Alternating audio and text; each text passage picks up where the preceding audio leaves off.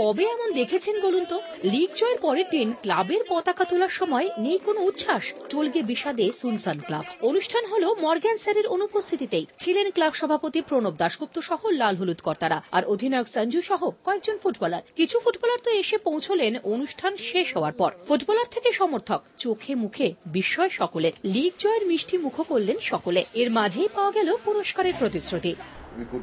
Give to the players without a decision level, and as the president of the club, we are very democratic. We have done a very good job. Players are খুব খুশি, 3টে cup আর 2টো runners up. I am very happy. নয়নের মণি চলে যাওয়ায় মন ভেঙেছে সমর্থকদের। আর অধিনায়ক সঞ্জুও ভীষণ হতাশ। টোলগে লাল হলুদিন হওয়ায় অভিমানের সুর সমর্থকদের গলায়। कंटिन्यूसली प्लेयर आता रहेगा जाता रहेगा, तो क्लब तो कभी बंद नहीं होगा। तो एक प्लेयर की वजह से हम लोग कभी भी डिसअपॉइंटिंग नहीं होना चाहिए, क्योंकि टोलगे आया तो नेक्स्ट सीजन और दूसरा भी आ सकता है।